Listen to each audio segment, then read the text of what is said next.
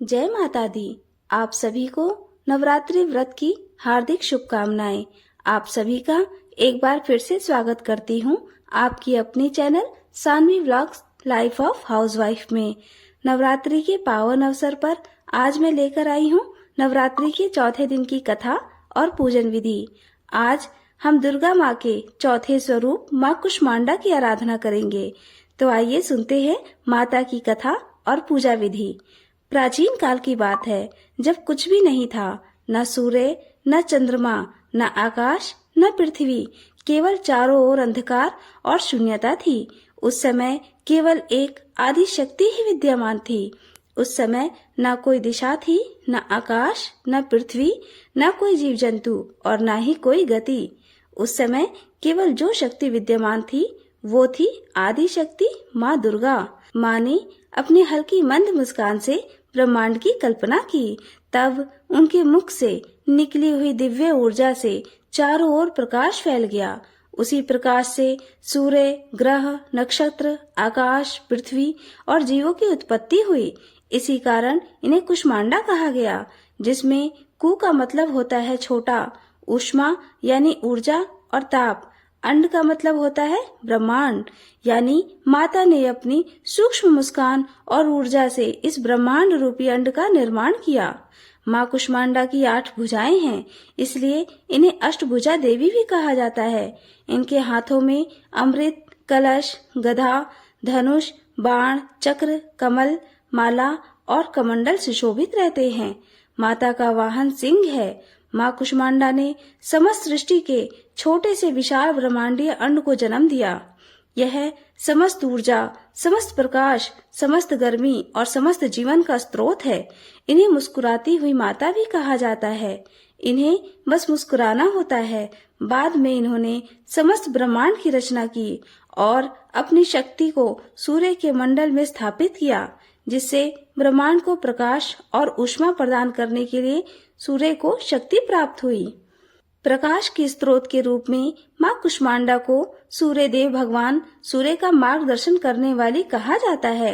वे सूर्य के केंद्र में निवास करती हैं और उन्हीं की प्रभा से सूर्य प्रकाशित होता है। माता की पूजा के लिए नवरात्रि के चौथे दिन प्रातःकाल स्नान करके स्वच्छ वस्त्र धारण करें। स्त्रियां लाल, पीला या नारंगी वस्त्र पहन सकती हैं। पुरुष पीले या सफेद वस्त्र पहन सकते हैं। स्वच्छ आसन पर बैठकर संकल्प करें कि हे माँ कुष्मांडा, मैं आज आपकी पूजा विधिवत करूंगी और मुझ पर कृपा करें। इसके बाद माँ की प्रतिमा या चित्र के सामने कलश को स्थापित करें। दीपक और धूप जलाएं। रोली, अक्षत, मौली और पुष्प अर्पित करें। माता को विशेषतः गेंदे या कमल के फूल प्रिय हैं। भोग के लिए माँ को कद्दू, जिसे कुमड़ा कहते हैं, उसे अर्पित करें। दूध से बनी मिठाइयाँ, मालपुए, हलवा, नारियल और गुड़ भी चढ़ाएं। माता के पूजन के लिए इन मंत्रों का जाप करें। माता का बीज मंत्र है ओम ऐं ह्रीं क्लीं चामुंडाय विजय और माता का पूजन मंत्र है ओम देवी कुष्मांडाय नमः। इस मंत्र का 108 बार जप करने से विशेष फल मिलता है। इस दिन दान करने का विशेष महत्व है। गरीबों को भोजन कराएं। फल, अनाज, वस्त्र और कुमड़े का दान करें। ब्राह्मण, गौ या कन्या को भोजन कराने से माता की कृपा कई गुना बढ़ जाती है। दोस्तों, माँ कुष्मांडा को कुमड़ा चढ़ाया जाता है, जो कि कद्दू होता है। कुमड़ा अंदर से खोखला और हल्का होता है। यह अहंकार रहित हृदय का प्रतीक है।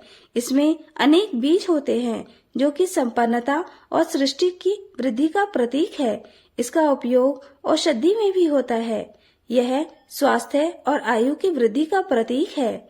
इसलिए जब भक्त माता को कुमड़ा अर्पित करते हैं, तो उसका अर्थ है, हे माँ, जैसे यह कुमड़ा खोखला है, वैसे ही हम भी अपना अहंकार शून्य करके आपको अर्पित कर रहे हैं। हमारी जीवन ऊर्जा आपकी ही देन है। माता को कुमड़ा अर्पित करने से भक्त को स्वास्थ्य, ऐश्वर्य और दीर्घायु मिलती है। यह एक भोग प्रसाद है जो सात्विक और शुद्ध रूप से चढ़ाया जाता है।